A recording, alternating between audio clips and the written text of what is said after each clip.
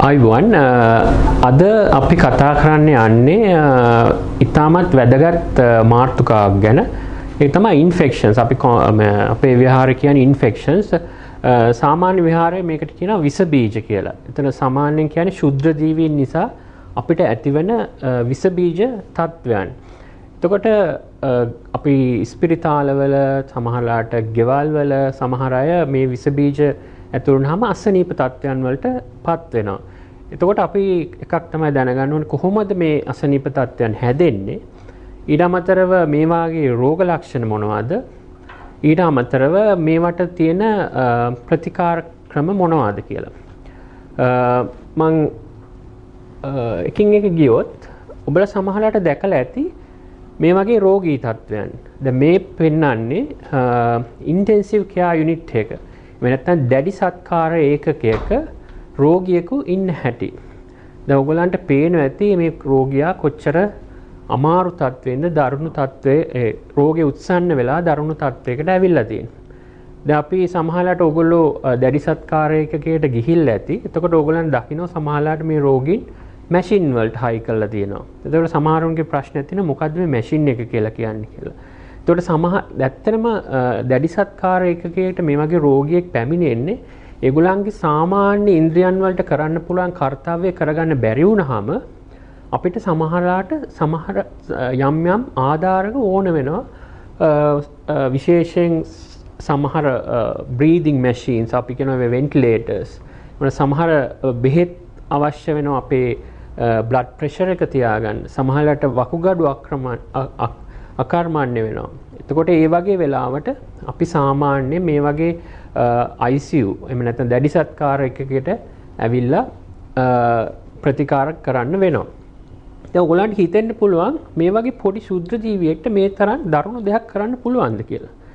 ඇත්තටම අපි ගත්තොත් ඉන්ෆෙක්ෂන්ස් කියන එකෙන් කියන්නේ ඒක ඇඟේ ඇතුලේ වැඩිදුරටත් පැතිරිලා ගිහිල්ලා ඉන්ද්‍රියන් අකර්මණ්‍ය වෙලා ඊට පස්සේ මරණයට පත් වෙන්න පුළුවන්. ඒ වගේ ඒ නිසා මේ ශුද්ධ ජීවීන්ගෙන් ඇතිවන ඉන්ෆෙක්ෂන්ස් අපි කියන්නේ විස බීජ නිසා ඇතිවන ලෙඩ රෝග තත්ත්වයන් ඔබලා දැන ගැනීම ඉතා අත්‍යවශ්‍යයි. දැන් ශුද්ධ ජීවීන් ගත්තාම අප අවට පරිසරයේ සෑහෙන ප්‍රමාණයක් ශුද්ධ ජීවීන් ඉන්නවා. ඊට අමතරව අවට පරිසරයේ අප ඇඟ ඇතුලේ ඇඟ මතු පිට ගොඩාක් ශුද්ධ ජීවීන් ඉන්න පුළුවන්. නමුත් හැම ශුද්ධ ජීවියම අපිට රෝගීකාරක තත්ත්වයන් ඇති කරන්නේ නැහැ. සමහරක් ශුද්ධ ජීවීන් විතරයි එහෙම අපිට ඉන්ෆෙක්ෂන්ස් නැත්නම් රෝගී තත්ත්වයන් ඇති කරන්නේ. එතකොට මේ කවුද කියලා ගත්තොත් බැක්ටීරියා වර්ග ඉන්නවා. වෛරසස් ඉන්නවා. දැන් මේ දවස්වල ගොඩක් කතා කරන දෙයක් තමයි ඉතින් කොරෝනා වෛරස් කියලා වෛරස් එකක්. දැන් මේ දවස්වල පැතිරි ලෝකෙ පුරාම පැතිරිලා යන දෙයක්. එතකොට ඇයි අපි ඒ ගැන වැඩිපුර කතා බහ කරන්නේ? එකක් කොරෝනා වෛරසය ශීඝ්‍රයෙන් පැතිරෙනවා ලෝකෙ පුරා.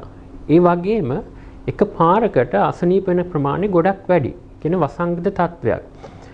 ඒ වගේම තමයි සමහර බැක්ටීරියා තියෙනවා ඒ වගේ රෝගී ලක්ෂණ ඇති කරන.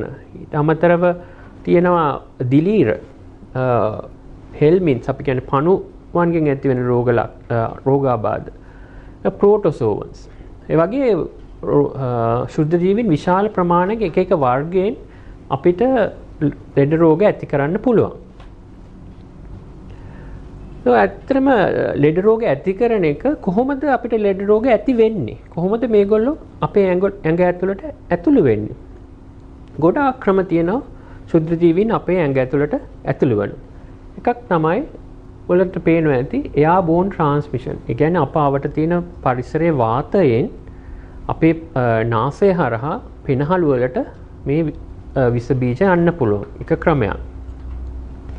ඊට අමතරව වතුර contaminated water ඒ කියන්නේ ශුද්ධ ජීවියා ඒ වතුර හිටියොත් අපිට ඒ වතුර පානය කරොත් ඒ වගේ අවස්ථාවන් වලදී අපිට මේ වගේ රෝගී තත්ත්වයන් ඇති වෙන්න පුළුවන්. උදාහරණයක් ගත්තොත් හෙපටයිටිස් A කියලා අපි ඉන්ෆෙක්ෂන් එකක් කියන්නේ ඒ වගේ දේවල් අපිට හැදෙන්න පුළුවන්. ඊට අමතරව contact අපේ අත්මාර්ගයෙන්. so අපේ දෑත් හැමතිස්සෙම අපි පිරිසිදුව තවා ගන්න උනන්දු වෙනවා. so දෑත් වලින් අපිට ගොඩාක් විස බීජ අපේ ඇඟ ඇතුළට ඇතිලි වෙන්න පුළුවන්. ඒක තමයි මේ දවස්වල ගොඩක් අය කතා කරන්නේ දෑත් පිරිසිදුව තබා ගන්න කොහොමද කියලා. ඊට අමතරව රුධිරය හරහා සමහර බැක්ටීරියා සමහර වෛරසස් අපේ ඇඟ ඇතුළට ඇතුල් වෙන්න පුළුවන්. මීට අමතරව තව ගොඩාක් ක්‍රම තියෙනවා අපේ ඇඟ ඇතුළට විස බීජයක් එන්න. ඒ විස බීජය ඇවිල්ලා ඊට පස්සේ මොකද්ද කරන්න කියලා බලමු. එතකොට සුද්ධ ජීවියෙක් අපේ ඇඟට ඇතුළු වුණාම, විස බීජයක් අපේ ඇඟට ඇතුළු වුණාම සාමාන්‍යයෙන් අපේ ඇඟ ඇතුලේ ප්‍රතික්‍රියාවක් දක්වනවා මේ විස බීජයට. අපි ඒකට කියන්නේ ඉමුනිටි කියලා. එතකොට අපේ උප්පත්තියේ ඉඳලා අපේ ඇඟ ඇතුලේ යම්කිසි ප්‍රතිශක්තිකරණ පද්ධතියක් තියෙනවා මේ පිටින් ඇතුළු වෙන විස බීජ එක්ක සටන් කරන්න. නැත්නම් කියන්නේ ෆයිට් කරන්න.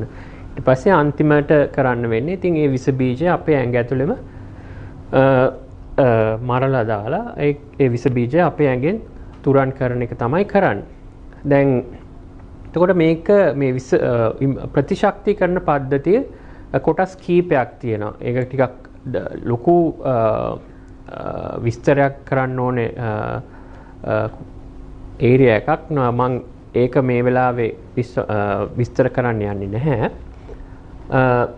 එතකොට අපි ගත්තොත් අපේ පොඩි කාලේ ඉඳලා මම කිව්වා අපේ උපත්ති ඉඳලා අපිට හම්බෙන ප්‍රතිශක්තිකරණ පද්ධතිය ඇඟ ඇතුලේ තියෙන. නමුත් අපේ යම් රෝගී තත්වයන් එහෙම නැත්නම් වයසට යනකොට අපේ මේ ප්‍රතිශක්තිකරණය කියන එක හිමීට හීන වෙලා යනවා. ඒක තමයි වයසට යනකොට අපේ ඉන්ෆෙක්ෂන් එක. එහෙම නැත්නම් විස බීජයක් ඇඟට ඇතුළු වුනහම අපිට ඒකට එරෙහිව සටන් කරන්න පුළුවන් හැකියාව අඩුයි. ඒක හින්දා වයසට යනකොට ඉන්ෆෙක්ෂන්ස් කියන්නේ විස බීජ හින්දා ඇතිවෙන රෝගී ලක්ෂණ වැඩිපුර එන්න පුළුවන්. අනිත් එක තමයි එහෙම එක්කෙනෙක්ට හැදුනොත් ඒක දරා ගැනීමේ හැකියාවත් ඒ වගේ අයට අඩුයි. ඊට අමතරව සමහරලාට සමහර බෙහෙත් වර්ග අපි කියනවා immunosuppressants ඒ කියන්නේ සමහර ඔය කැන්සර්ස් වලට ගන්න වගේ බෙහෙත් වර්ග ගන්න අයට ඉන්ෆෙක්ෂන් එන්න හැකියාව වැඩි. මොකද ඒ ඉමුනිටි එක අපේ ප්‍රතිශක්තිකරණය ඒ බෙහෙත් වලින් ටිකක් පාලනය කරලා හරි අඩු කරලා හරි තියෙයි. එම නැති වුණොත් අපේ සමහර රෝගී තත්වයන් හින්දාම අපේ ප්‍රතිශක්තිකරණ පද්ධතිය අඩු වෙන්න පුළුවන්. උදාහරණයක් විදිහට කිව්වොත් HIV වගේ වෛරස් හින්දා ඇතිවන ඇඟට ඇතිවෙන ප්‍රශ්නේ තමයි යා ප්‍රතිශක්තිකරණය අපේ ඇඟ ඇතුලේ අඩු කරනවා. ඊට අමතරව සමහර රෝගී තත්ත්වයන් තියෙනවා අපි සුලභව දකිනවා ඩයබටිස් දියවැඩියාව. දියවැඩියාව හින්දා කාලයක් පවතිනකොට ඒක හරියට කන්ට්‍රෝල් කරලා තිබ්බේ නැත්තම් දියවැඩියාව හරියට පාලනය කරලා තිබ්බේ නැත්තම් ඒ වගේ අයටත් විස බීජ එහෙම නැත්නම් ඉන්ෆෙක්ෂන්ස් එන ප්‍රවණතාවය වැඩි. ඒ වගේම සංකූලතාවත් වැඩි. දැන් මේ වගේ එක් කොට්ටාශයක් ඉන්නවා ඒගොල්ලන්ට ඉන්ෆෙක්ෂන් එහෙම නැත්නම් විස බීජ ඇඟට ඇතුල්ලා රෝගී තත්වයන් හදන ප්‍රවණතාවය වැඩි. ඒතකොට මේ විස බීජයක් අපේ ඇඟට ඇතුළු වුණාම විස බීජය මම කිව්වා අපේ ප්‍රතිශක්තිකරණ පද්ධතියෙන් අයින් කරන්න බලනවා. දැන් සමහර විස බීජ තියෙනවා ඒ විස බීජ එක එක ඉන්ද්‍රියන්ට අපි කියන ප්‍රීඩිලික්ෂන් එකක් තියෙනවා. කියන්නේ ඒ ඉන්ද්‍රියන්ම තමයි අකර්මණ්‍ය කරන්න බලන්නේ. දැන් උදාහරණයක් ගත්තොත් පෙනහළු. දැන් අපි ගොඩක් වෙලාවට දන්නවා අපි කියනවා නියුමෝනියා තත්ත්ව. දැන් උදාහරණයක් මේ දවස්වල යන්නේ කොවිඩ් නියුමෝනියා. එතකොට අපේ විස බීජ අපේ නාසය තුලින් ආග්‍රහණය කරලා මේ ශ්වසන පද්ධතිය හරහා පෙනහළු වලට ඇති වුනහම ඒ විස බීජ පෙනහළු වල තමයි ආක්‍රමණය කරන්නේ. ඒ වගේ ගොඩාක් බැක්ටීරියා, වෛරසස්, වගේම දිලීර ಜಾති වගේ ගොඩාක් ශුද්ධ ජීවීන් ඉන්නවා අපේ පෙනහළු ආක්‍රමණය කරන්න පුළුවන්. ඒ වගේම සමහර වෙලාවට හෘද වස්තුව. ඒ හෘද වස්තුව අපි දන්නවා මේ කපාට තියෙනවා. මේ කපාට හරහා කපාට වලටත් විස බීජ ඇවිල්ලා තැම්පත් වෙලා ඒ කපාට කර්මන්නේ කරන්න පුළුවන්. එතකොට පේෂන්ස්ලා රෝගීන් ගොඩක් වෙලාවට අපි දන්න තත්ත්වය තමයි රූමැටික් ෆීවර් කියලා. රූමැටික් ෆීවර් කියලා හැදිච්ච ලෙඩුන්ගේ සමහර වෙලාවට කපාට අකර්මණ්‍ය වෙලා තියෙනවා. ඒ වගේ අකර්මණ්‍ය වෙච්ච අයට මේ වගේ එන්ඩෝකාඩ අපි කියන්නේ මේ විස බීජ කපාට වල ඇති වෙන එකට කියන්නේ එන්ඩෝකාඩයිටිස්. ඒ වගේ තත්ත්වයන් ඇති වෙන ප්‍රවණතාවය වැඩි.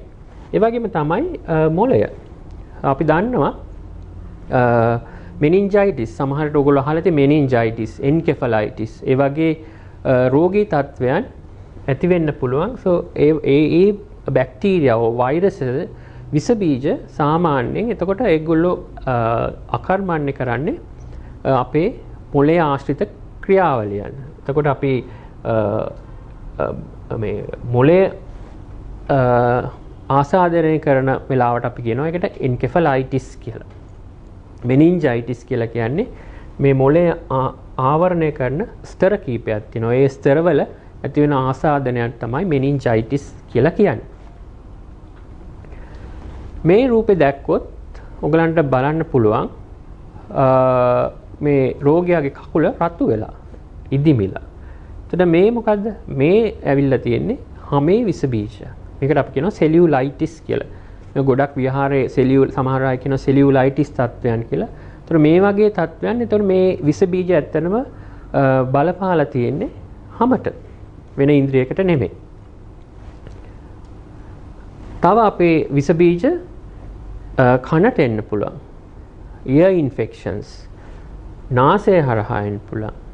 ඊට පස්සේ උගුර ආසාදන එන්න පුළුවන්. එතකොට එක විස බීජයන් එක ඉන්ද්‍රියන් අවයව වලට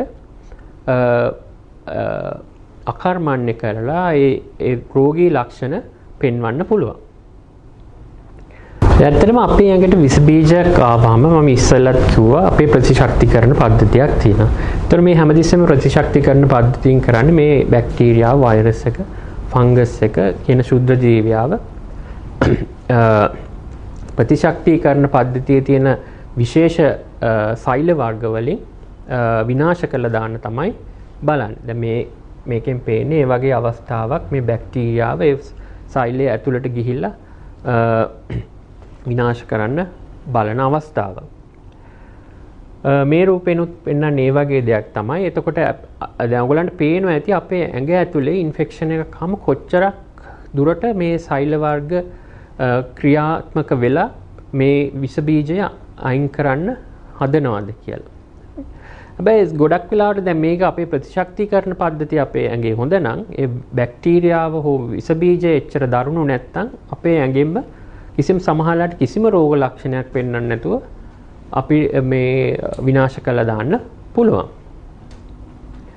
නමුත් මේ විස බීජයක් ඇඟ ඇතුලේ වර්ධනය වෙලා අපේ ඇඟේ තියෙන ප්‍රතිශක්තිකරණ පද්ධතියටත් එක් කාර්යය කරගන්න බැරි වුණාට පස්සේ ඊට පස්සේ අපිට රෝගී ලක්ෂණ පෙන්වන්න ගන්නවා. එතකොට සමහරවිට ඔයගොල්ලෝ අහලා ඇති සෙප්සිස් කියලා වචනයක්. මේක සාමාන්‍යයෙන් අපි වෛද්‍ය විද්‍යාවේ පාවිච්චි කරන වචනයක් සෙප්සිස් කියන එක. ඇත්තටම සෙප්සිස් කියන්නේ මොකද්ද? සමහරවිට ඔයගොල්ලන්ට දැඩි සත්කාරයකට ගියාම මේ වෛද්‍යවරයා කියන්න පුළුවන් මේ patient සෙප්සිස් කියලා. ඒතර ඇත්තටම මේ සෙප්සිස් කියලා කියන්නේ මොකද්ද? සෙප්සිස් කියලා කියන්නේ විස බීජයක් ඇඟේ ඇතුළට ආවහම අපේ ඇඟේ ඇතිවන ප්‍රතික්‍රියාව හින්දා අපේ ඉන්ද්‍රියන් අකර්මණ්‍ය වෙන්න පුළුවන්. එතකොට ඒ වගේ අවස්ථාවක තමයි ගොඩක් වෙලාවට රෝගීන් දැඩි සත්කාරයකක වගේ තැන්වලට යොමු කරන්න බලන්න. දැන් මේ රූප සටහනේ පෙන්වන්නේ මේ සෙප්සිස් කියන එක. මේ නැත්තම් විස බීජයක් නිසා විස බීජයක් ඇඟ ඇතුළට ඇවිල්ලා අපේ අවයවයන් අකර්මණ්‍ය කරන්න පුළුවන් තියෙන හැකියාවයි ලෝකෙම තියෙන දත්තයන් දැන් ඔයගලන්ට පේනවා ඇති මේකේ තියෙනවා one death every 3.5 seconds. හැම තප්පර 3.5කටම එක්කෙනෙක් මිය යනවා. සමහරට ඔයගොල්ලෝ මේක අහලත් නැතුව ඇති. සමහර අපි ගොඩක් වෙලාවට දකින්නේ ඇක්සිඩන්ට් එකක් වෙලා patient කෙනෙක් රෝගියෙක් මිය යනවා. එහෙම නැත්නම් heart attack එකක් හැදිලා රෝගියෙක් මිය යනවා. ඒතර ඔයගොල්ලෝ කවදාවත් හිතුවද මේ පොඩි ශුද්‍ර ජීවියෙක්ට මේ තරම් දෙයක් කරන්න පුළුවන් කියලා. ඊට අමතරව මේ රෝගියෙක් බලා ගන්න සෑහෙන වියදමක් කරන්න වෙනවා. දැන් අපි හිතුව දැඩි සත්කාරයකට රෝගියෙක් ආවොත් සෑහෙන වියදමක් දරන්න වෙනවා. ඒ මොකද ඒ එච්චරට අවශ්‍ය උපාංග වැඩි, බෙහෙත් වර්ග වැඩි. ඒ අමතරව ඒත් අපි කැප කරන කාලය, ශ්‍රමය සෑහෙන ප්‍රමාණයක් දෙන්න වෙනවා මේ රෝගියාව මේ වැටිලා තියෙන අකර්මණ තත්වයෙන් ගොඩ ගන්න. ඊට අමතරව සර්වයිවර්ස්, ඒ කියන්නේ මේ රෝගයෙන් හොඳ වෙලා ගිය අයටත් කාලාන්තරයක් තිස්සේ ඇති වෙන්න පුළුවන් රෝගී තත්වයන් තියෙනවා. ඇත්තටම කිව්වොත් මේ රූපනාමයෙන් පෙන්වන එක මතක තියාගන්න. sepsis kills. so ඒකින්ද හැමතිස්සෙම මතක තියාගන්න සමහරලාට සුළු විස බීජයක් දරුණු තත්වයට පත් වෙන්න පුළුවන්. දැන් මේක තමයි මම ඉස්සෙල්ලත් කිව්වේ. අපිට විස බීජයක් ඇඟ ඇතුළට ආවට පස්සේ එයා ඇඟ ඇතුලේ රුධිර සංසරණ පද්ධතියට ඇතුල් වෙලා හැම අවයවයක්ම ඕගන් එකක්ම අකර්මණ්‍ය කරන්න පුළුවන්. heart එක, වකුගඩු, kidneys, liver එක, lungs, පෙනහළු and මොළය, brain.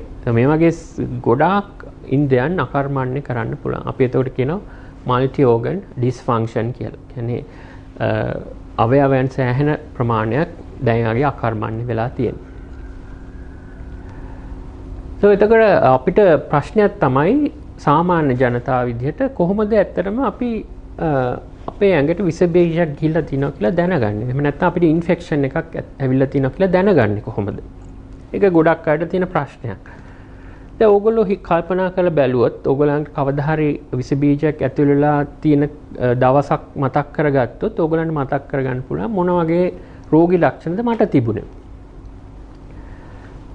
දැන් ගොඩක් අයගේ 95%කට වැඩි ප්‍රමාණයකට ඉන්ෆෙක්ෂන් එකක් ආවොත් අපිට සාමාන්‍ය රෝගී ලක්ෂණයක් තමයි උණ කියන එක. එතකොට යම් කිසි පුද්ගලයාට උණක් හැදුනොත් ඒක ගොඩක් වෙලාවට බොහෝ වෙලාවට ඉන්ෆෙක්ෂන් එකක් විස බීජයක් හින්දා වෙන්න පුළුවන්. සමහර වෙලාවට අපේ ජනතාව අතර කියනවා මට දැන් ඇඟ නිකන් රස්නේ වගේ කියලා. නමුත් රස්නේ කියන එකම උණම නෙමෙයි. ඒක හින්දා හැමතිස්සෙම රස්නේ වගේ තිබුණොත් උණ කටුවක් ළඟ තියෙනවා නම් උණ බලන්න. එතකොට මම මේ පෙන්ලා තියෙන්නේ සාමාන්‍ය උෂ්ණත්වය සෙල්සියස් වලිනුයි ෆැරන්හයිට් වලිනුයි එකක් දැනගෙන ඉන්න එක වැදගත්. එතකොට උණ කියන එක මේ විස බීජයක පළවෙනි රෝගී ලක්ෂණය වෙන්න පුළුවන්. එහෙම නැත්නම් කියනවා නම් උණ තිබුණොත් ඒක ගොඩාක් වෙලාවට විස බීජයක් ඇඟට ඇතුල් වෙලා වෙන්න පුළුවන්. දැන් උණට අමතරව සමහරලාට උගලන්ට අපි කියනවා chills, සීතලක් දැනෙනවා. උණත් එක්ක සීතලක් දැනෙනවා. සමහරලාට උණත් එක්ක වෙවුලනවා. අපි ඒකට කියනවා රයිගෝස් කියලා. එතකොට මේවත් විස බීජයක රෝගී ලක්ෂණයක් වෙන්න පුළුවන්. සමහර විස බීජ තියෙනවා මේ වගේ chills and rhigos. කියන්නේ වෙවිලීම, සීතලක් වගේ එන විස බීජ වර්ග තියෙනවා. joint pains, හන්දිරි දෙන්න ගන්නවා. විශේෂයෙන් knee joint, දන හිස් හන්දිය, අපි කියන large joints. එතකොට මැණික් කටුව, ඒ වගේ ඇඟේ තියෙන හන්දිරි දෙන්න ගන්න පුළුවන්. මේකත් රෝගී ලක්ෂණයක් වෙන්න පුළුවන්. තමන් ඇඟ ඇතුළට විස බීජයක් ඇතුල් වුණාන් පස්සේ. ඇඟපත රිදෙනවා, මාංශ පේශීන් රිදෙන්න ගන්නවා. අපි කියනවා back pain, කොන්ද රිදෙනවා, මගේ මස් පිඩු රිදෙනවා. ඒ වගේ රෝගී ලක්ෂණ අපි අහලා තියෙනවා රෝගීන් අපිට කියනවා. ඒතර මේකත් සමහරට උනත් එක්ක මේ වගේ ලක්ෂණ තියෙනවා නම් ගොඩක් වෙලාවට ඉන්ෆෙක්ෂන් එකක නැත්නම් විස බීජයක් ඇඟට ඇතුළු වුණාම ඇති වෙන රෝගී ලක්ෂණයක් වෙන්න පුළුවන්. වමනය. ඒතර වමනය කියන එකත් සමහරට උනත් එක්ක අපිට සමහරට වමන යනවා. එහෙම නැත්නම් ලූස් මෝෂන්. එහෙම නැත්නම් බඩේ එළිය වතුර වගේ යන්න ගන්නවා. ඒ වගේ රෝගී ලක්ෂණ සමහරලාට ඉන්ෆෙක්ෂන් එකක විස බීජයක් ඇඟට ඇතුළු වුණාම එන රෝගී ලක්ෂණයක් වෙන්න පුළුවන්. දැන් මම මේ ගොඩක් වෙලාවට කතා කරේ බහුලව දකින්න තියෙන රෝගී ලක්ෂණයන්. එතකොට මම කිව්වා එක එක විස බීජයන් එක එක ඉන්ද්‍රියන් අකර්මණ්‍ය කරන්න පුළුවන්. එතකොට එක එක විස බීජ වලට ආවේනික ලක්ෂණක් තියෙනවා. රෝගී ලක්ෂණ තියෙනවා. මම මේ කිව්වේ ගොඩක් වෙලාවට හැමෝටම ඇති වෙන්න පුළුවන් බහුලව දකින රෝගී ලක්ෂණයන්. දැන් අපි ගොඩක් වෙලාවට මේ වගේ රෝගී ලක්ෂණයක් ආවොත් අපි මොකද කරන්නේ? ගොඩක් වෙලාවට අපි පුරුදු වෙලා තියෙනවා ගිහිල්ලා ෆාමසි එකට ගිහිල්ලා බෙහෙත් ගන්න. සමහරවිට වෛද්‍යවරයෙක්ගේ ડોක්ටර් කෙනෙක්ගේ අනුදැනුම නැතුව අපි ෆාමසි එකට ගිහිල්ලා අපේ රෝගී ලක්ෂණ කියලා සමහරවිට අපි බෙහෙත් ගන්න බලනවා. ඒක හොඳ දෙයක්ද? ඇත්තටම විස බීජ වලට අපි දෙන්න ඕන ප්‍රතිකාරය මොකද්ද? ඒක අපි අඳුර ගන්න ඕනේ මේක වෛරස් එකක් හින්දා ආපු එකක්ද? මේක බැක්ටීරියා එකක් හින්දා ආපු එකක්ද? මේක දිලීරයක් හින්දා ආපු එකක්ද? එහෙම නැත්නම් මේක පණුවෙක්ගෙන් ආපු රෝගී ලක්ෂණයක්ද? එතකොට ඒවට තියෙන බෙහෙත් වර්ග වෙනස්. එතකොට වෛරස් එකකට අපි බැක්ටීරියාවකට දෙන බෙහෙත් වර්ගය දුන්නොත් ඒකෙත් කිසිම තේරුමක් නැහැ. එතකොට ඒ වගේ වෙලාවට අපි ඔසුසැලකට ගිහිල්ලා මේ වගේ අපි කියනවා මේකට ප්‍රතිජීවක ඖෂධ කියලා. ඇන්ටිබයොටික්ස්. So ඇන්ටිබයොටික්ස් වගේ ඒවා හැම ඕවර් ද කවුන්ටර් ගන්න එක එච්චර හොඳ නැහැ. ඒක කිසිසේත්ම නොකළ යුතු වැඩක්. අනිත් ප්‍රශ්න තමයි එකකින් එන්නේ සමහරවිට අපිට ඇති වෙලා තියෙන බැක්ටීරියාව ඒ ප්‍රතිජීවක ඖෂධයට අහන්නේ නැති වෙන්න පුළුවන්. ඒකට අපි දැනගන්න ඕනේ හරියටම අදාළ ප්‍රතිජීවක ඖෂධය මොකක්ද කියලා. එතකොට ඒක ඇත්තටම තීරණය කරන්න වෙන්නේ පළපුරුදු වෛද්‍යවරයෙක්ට. ඊට අමතරව ඒ වගේ අපි අනවශ්‍ය විදිහට ඒ වගේ ප්‍රතිජීවක ඖෂධ ගන්න ගත්තාම මොකද වෙන්නේ? අපේ වටේ ඉන්න ශුද්ධ ජීවිනොත් ලේසි පාසු නැහැ. ඒගොල්ලෝ මොකද කරන්නේ? ඒ දෙන ප්‍රතිජීවක ඖෂධයට එරෙහිව ඒගොල්ලෝ ප්‍රතික්‍රියා කරන්න පටන් ගන්නවා. අපි ඒකට කියනවා ඇන්ටිබයොටික් රෙසිස්ටන්ස් කියලා. එතකොට අපිට අන්තිමට වෙලා තියෙන්නේ දැන් මේ රෝගී තත්ත්වය આવොත් ඊට පස්සේ දෙන්න ප්‍රතිජීවක ඖෂධයකුත් නැති වෙලා යනවා. ඒක හින්දා හැමතිස්සෙම මම මේ කියපු රෝගී ලක්ෂණ තියෙනවා නම් හොඳම දේ ගිහිල්ලා ළඟම තියෙන පළපුරුදු වෛද්‍යවරයෙක්ගෙන් පෙන්නලා මොකද්ද මේ තියෙන්නේ කියලා අහලා දැනගන්න. එතකොට මම කිව්වොත් අවසානයේ infection can cause serious illness. මම අර මුලින්ම පෙන්නපු රූප සටහනේ මතක ඇති රෝගියෙක් ඉන්ටෙන්සිව් කෙයාර් යුනිට් එකේ නැත්නම් දැඩි සත්කාර ඒකකයක ඉන්න බරපතල විදිහට. එතකොට මේ සුළු විස බීජයකට ඒ තරම් දුරට ගිහිල්ලා රෝගියෙක් මිය යන තත්ත්වයට පවා පත් කරන්න පුළුවන්. දෙවැනි එක අපි මේක ඉක්මනින් අඳුර ගන්න ඕනේ. identify early. එතකොට අවශ්‍ය ප්‍රතිකාර කරොත් ඒ වගේ තත්වයකට අනේක නැති කරන්න පුළුවන්. තුන්වෙනි එක seek for appropriate medical advice. අපි හැමතිස්සෙම හරි වෙලාවේ පළපුරුදු වෛද්‍යවරයෙක්ගේ දැනුවත් වෙන්න ඕනේ මොකද්ද මේ ඇති වෙලා තියෙන්නේ. ඒතර ගොඩක් සංකූලතා අපිට නැති කරගන්න පුළුවන්. ස්තුතියි.